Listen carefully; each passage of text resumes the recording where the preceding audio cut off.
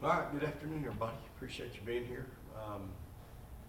Obviously, really proud of our team and excited for them. They've worked really hard last week in a real trying week and had, some really tough games, some tough losses. And, we were really heartbroken in Norman when we didn't finish the deal there and win that game. And it's been well documented, the things that happened, and then had to play back to back against, Baylor, number 9, and they're playing really well, and obviously have a really special player in Nylissa Smith, and but their whole team, veteran team, 6-year seniors, 3 other seniors in that lineup, and so they're a really good team. Nikki's doing a great job with them, and we had really what I think is 2 knockdown dragouts with them. Other than the first quarter at their place, we really played well at their place, and then here we just had a really bad second half. But still, I think we had the lead with 5 minutes to go in the game. So to see these kids continue to work and get better, and to go into Lubbock and win on Wednesday night, they were pretty excited about Texas being in town. Had a blackout, I think, and just seeing us go in there and compete for 40 minutes, make plays. Both these young ladies made some tremendous plays during the course of the ball game, and none bigger than Audrey keeping that rebound alive late, and then Joe making a huge defensive play for us. So just happy for them. College athletics is really hard, y'all, and the expectation here at Texas is pretty daunting for these young ladies, and to see them continue to work hard and come back day after day, it's just really, it's why I do what I do in coaching, to see them reap the rewards of their hard work. So got to get ready for obviously a tremendous Oklahoma team. They're leading our league, are tied for the conference lead with Iowa State, and high-powered offensive team, tremendous players. Coach is doing a great job. Jenny, if she's not being mentioned across the country is one of the coaches of the year, well, they're not paying attention. She's done a great job, and those kids are playing at an extremely high level. And it's another veteran team, so these two, this is our veteran team right here. These are our 2 veterans, and you can throw Lauren in there a little bit, but everybody else is new on our roster, and a lot of them are really new to playing as many minutes as they're playing. So it's a big challenge for us. They're averaging 83 points a game, and do it just about every night. Just had 101 against West Virginia. So we're gonna have to play really well, but I love this team. I love how hard they're working, and I'm excited to see us play Saturday night. It's our pink game, and that means a lot to a lot of people. It means a lot to me. I had a mother who really is in the annals of medical history. This is back before we had the advanced technology that we have now, and I believe she had, I have to remember back because I was a very young age, but I know she had minimum of 4, and she may have had 5 separate surgeries, breast surgeries. And each time you go into those, I can remember my mother and father sitting at the table in the kitchen talking about what happens if this happens. What's our family going to do if this happens? And, as a young kid, it's pretty, it's a lot. And, I was a mama's boy then, I'm a mama's boy now, and she's not here anymore, but each time her biopsies were benign. And, but every time was such a trying, dramatic experience for our family, not knowing what she would be going through, not to mention just having a surgery back in the 70s, early 70s. So it's, this day means a lot to a lot of people. We'll have some really special folks at the game, I know, and so I know these kids will play their heart out, and I'm excited to see them play. Vic, I think at this point last year, you kind of had a set starting lineup. These 2, Charlie, Celeste and Kyra. That's not the case this year. Do you want a set starting lineup, or do you think you are going to be kind of mixing and matching and going based off matchups from here on? Yeah, I would disagree. I don't know that Audrey was ever anything in a fixed lineup. She was in and out of just practicing and playing, but certainly Celeste and Kyra and Charlie and Joe. But the answer is it's really a matchup, I think, more than anything with this team, and really where Audrey matches up, she usually gets everybody's best offensive player. And so it's just a matter of can I match her up and give us the best opportunity defensively, as well as what's it do for us on offense. I think when you can bring Audrey and Aaliyah off the bench, you know, it gives you a little spark in a lot of different ways. I've had to do it really with Aaliyah just because of the foul trouble that she's experiencing. And so I originally started with Audrey because just wanted her to be able to sit there and see what needs to be fixed, and she did a good job early on in fixing things. So yeah, I'd say right now, Danny, it's kind of more about matchups than anything. And again, as you know, we've got kids, some are playing better now than they were a month ago. We got some that aren't playing as well today as they were a month ago. And so we've got to kind of mix and match and go with what's working. I don't know if this is necessarily a big picture question, but does starting matter? Because I mean, on Wednesday you had 2 players off the bench who played 30 plus minutes. So Yeah. I don't know if starting necessarily is the be all end all. Yeah, I think right now, I mean, Audrey would have to be mentioned as the 6th player of the year in the Big 12. And she's been coming off the bench quite a bit, and her stats, what she brings to the table, I mean, are pretty impressive. I think if you ask any player, they just want to play. It's really not who starts; it's who's on the game in who's on the floor in the last 5 minutes that matter. And you know, if you're on the floor in the last 5 minutes, you know the coach has a lot of confidence in you. And we've got a saying, you know, we don't play the you know, what is it, the best basketball player. We play the best competitor the last 5 minutes. You know, the most competitive person, and that's kind of where you are in tight ball games. You got to have a really tough competitor out there playing. So I think that's where our kids understand, and that's where they are too. Audrey, as someone who, I know you weren't asking questions in your post game on Wednesday, so I'm going to get you today. As someone who's played the role of a starter, played the role, someone coming off the bench, you know, how do you view starting versus coming off the bench? I've always viewed it as it doesn't really matter if you start, or it doesn't matter if you get 30 minutes or 20 minutes. It's more about what you do with the time that you're on the court. So whether you come off the bench or you start, it's the productivity that you're giving the rest of the team.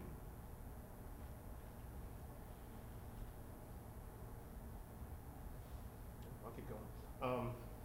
Obviously, OU this weekend, both of you two know what this rivalry is. What does this rivalry mean to both of you? It's just aside from the rivalry, like we lost the first game, so it means something to come in here, for them to come in here, and we have to play well. So I'll say the rivalry is really important to the school, important to us. We know there's a different type of feeling in the air when we play them. The crowd has different type of energy. So yeah, I'm just focused on getting the win. That's it. Audrey? Yeah, I'd piggyback off that. The environment's different. The energy's kind of different. I mean, they come in here and, you know, we're going to see horns down the whole game, but, you know, we just keep our composure and keep trying to win, keep trying to fight. As someone who has some Sooners in her family, you know, what do they think about you coming to Texas and being a senior leader on this Longhorn team? I mean, they weren't too excited when I first committed here, but, you know, they've grown to love women's basketball at Texas, but they're still horns down all the time, and they love to throw it in my face, but it is what it is. Vic, when you went back and watched the film on Wednesday, what were your thoughts about just the defensive effort that y'all had? Yeah, really, really gritty.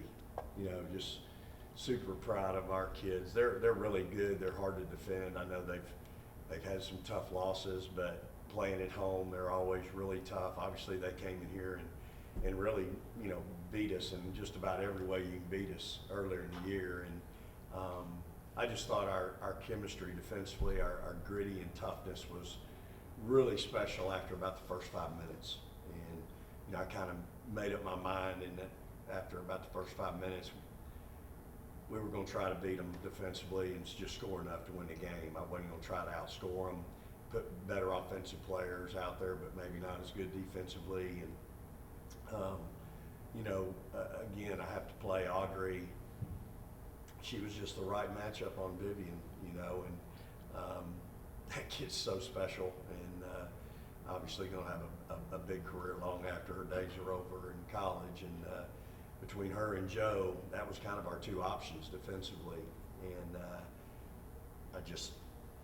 I felt like our kids just were really locked in, and really, I think they're kind of starting to embrace it a little bit.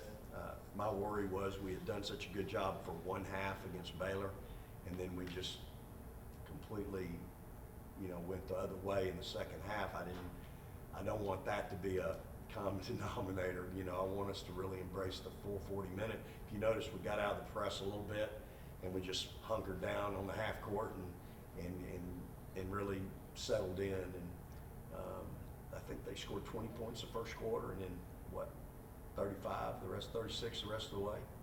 Yeah, so second, third quarters now, you're holding somebody to single digits with a player like Gray, and even some of those other players. I mean, you know, Gerlich's playing so much different today than she was a month ago.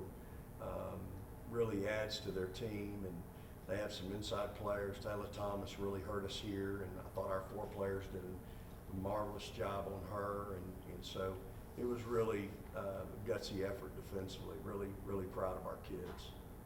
Vic, how much does it bring a team together whenever you have a rival, clearly a rival like Tech? Now we've had a couple of dust-ups, you know, with you and assistant coaches, or, you know, during games and after games. How much does it bring a team together whenever y'all have situations like that? Kind of get each other's backs and things like that. Yeah, I mean, I think our kids know I love them, and I got their back through thick and thin. I'm always going to be that coach that, you know, and I try to talk to our kids about different things in life, and, you know, certain circumstances, and we all, you know, I want them to learn and grow from certain situations just like I do. And so, you know, it's sometimes it's part of it. I mean, obviously there's some resentment there from, I'm going to say, long before we got here, you know, and but that's okay. I mean, it's all part of it. And I was just proud of how our kids responded in the game, in a really, you know, really tough ball game against a really good basketball team, well-coached team. You know, I just thought our kids were really special. Vic, on that note, Krista made an indirect comment about how you could be a leader of young women. Was that an out-of-line comment in your mind? I'm not sure what was said. I don't. She was asked about Women's in Sports Week and got sidetracked and made a comment that clearly was directed at you without naming you, about how some coaches could be leaders of young women. To me, it seemed out of line. I'm wondering to you if you had that same feeling. I don't know the comment. I don't have any idea what you're referring to. I think I've been doing this 37 years. I'll just let my career speak for itself, and the young ladies that have played for me, the young ladies that have coached for me, and you know, my staffs over the years, and as a head coach have all been female staffs, and I've got 4 former players on my staff now. I had 4 former players a year ago. I'd have a hard time thinking it was directed at me. I mean, like I said, I've not done anything.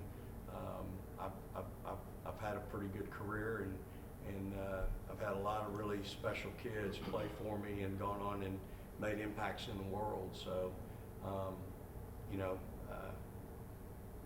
I'm always on to the next one. So I didn't see or have any idea. I'd have a hard time believing it. that she might direct something at me or around me. I'm just, I don't know where that could possibly come from. Coach, looking back to your last matchup against OU, Maddie Williams and Taylor Robertson did a good job converting their shots. What is your game plan regarding those two players, and what does your team need to do differently this time? Well, I think our defensively we were really good last ball game against them. They were averaging 80, maybe about a little more than they are now, and I think we held them 65. I think we held them 20 under or 18 under their average then, and they're such a tremendous offensive team. It takes a complete team effort. Audrey and Joe, they're so interchangeable on different matchups and different things that we can do defensively. But I think when you play a team like Oklahoma, you got to really be connected. You can't have any mix-ups on switches. You can't have any mix-ups on getting slipped. You can't have any no ball pressures. And then when you do make a miss, you got to get the rebound. You don't want to give them any second, third opportunities. So, they're just such a real challenge. And but I think when you play a team like that, you got to really be connected, and you can't lose them. Like, you're going to lose the horse game against Oklahoma. If you don't have ball pressure, if you're not contesting shots, our kids know we're going to lose the horse game. And so, we don't want to play horse with them. We don't want to lose them in transition. We don't want to have certain numbers unguarded. We talked to them yesterday. If you got this number or this number to pick from, you got to pick this number. That's the first number we're going to pick to guard. And so I think that's the thing. You just want to make sure everybody understands when you go against such a tremendous team, a well-coached team like Oklahoma, that we all are on the same page, and there's just certain things that you cannot give up. Oklahoma's got certain actions that they're going to do. They're going to do them multiple times in a ball game, and we got to make sure that we defend them. And then the rest, we usually have to fall back on our fundamentals, and because you can't go through everything they possibly do in a ball game. So, and I think that's where in February my teams typically we have worked on fundamentals so much defensively. We've done so many hours of shell, so many hours of 3 out, 1 in that we're pretty fundamentally sound. I have another question for Joanne. Coming off of 2 straight games, leading your team in scoring, how would you say that impacts your role going into tomorrow's game?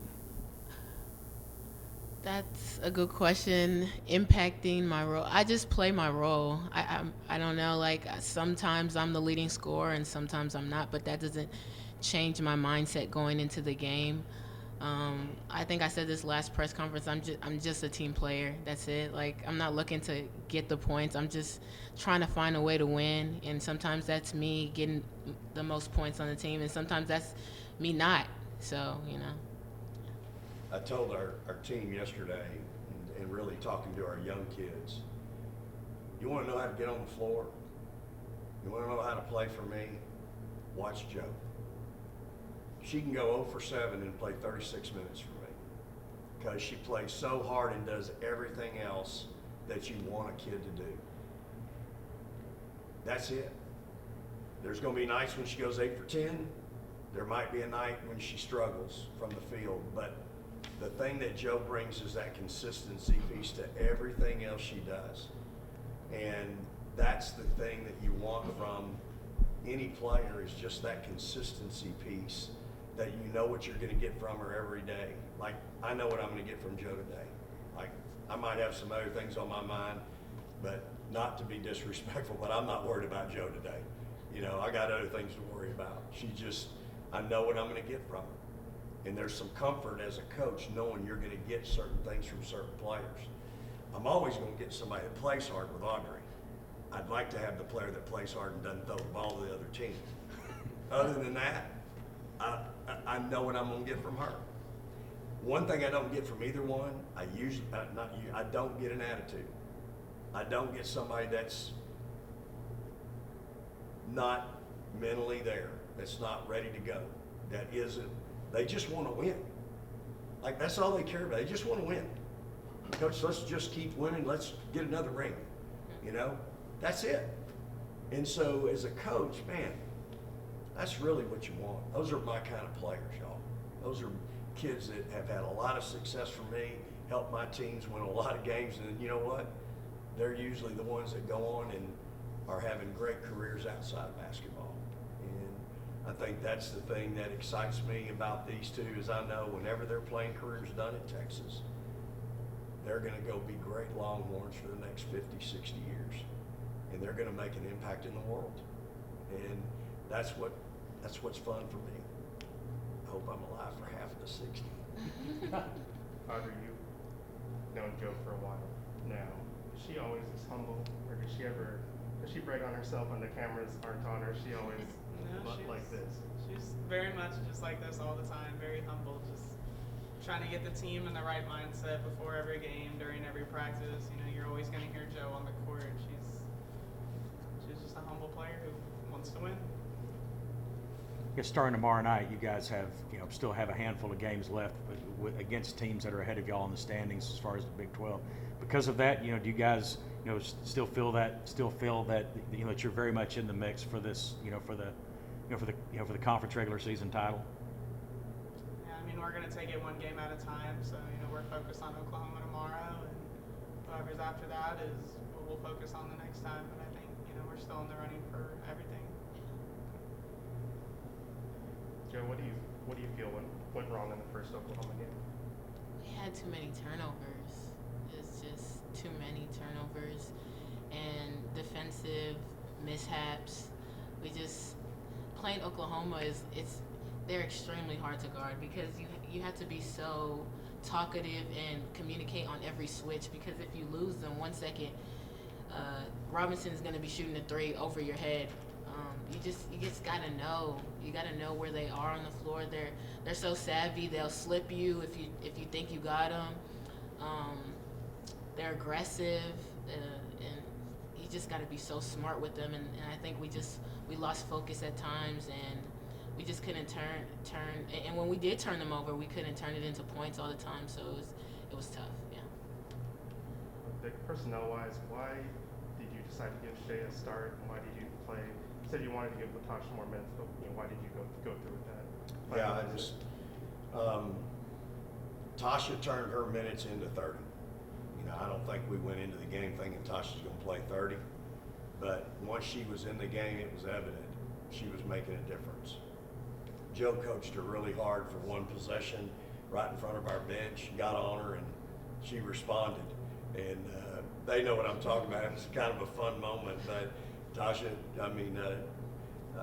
once Tasha was in the game, it was real evident the impact she was making, and she was going to be better than any other option we had at the time. So we played her, and 9 rebounds, 4 out of 5 from the floor, 3 block shots, pretty good. So Shay's been steady. She works hard. Her shots falling. I think everybody knows she's probably the most athletic kid on the team. She's certainly the fastest. That play she made on the fast break that Rory gave her on the alley-oop, that's a tough play, y'all, in women's college basketball. She made it. She finished it. It was a great pass, but a great finish by her. And then she runs the floor and catches up to a breakaway layup and blocks the shot. Again, I'm not sure anybody else on our group could have caught up to the kid and done that. So to me, she deserved that opportunity. And again, just trying to find during the course of a game, you've got starters, you've got a substitution rotation, and you've got who you want on the floor at the end. And again, Shea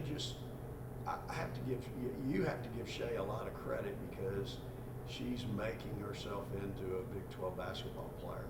A year ago at this time, she struggled handling the ball and couldn't make a shot and struggled defensively. And now she's way different in a short period of time. And you gotta love kids that just keep working. And she does. She's another one. She'd fit right in with these two. I don't worry about her. I know what I'm gonna get from her. I know how hard she's gonna play. She may make a mistake, but it ain't gonna be because she ain't going hard or she's relaxing. And so there's some comfort in that as a coach, knowing, you know, what you're gonna get. And the kid's getting better. And I think that's the exciting piece, is that, you know, her best basketball is way in front of her. She's got a lot of room to improve, but she's made a ton of improvement in a very short period of time. And it's because she works at it. Thanks, guys. Thanks. Appreciate y'all. Thanks, Warren. For our game tomorrow, we're giving out pink bandanas for all that come. There you Come go. to our game. Awesome. Nice.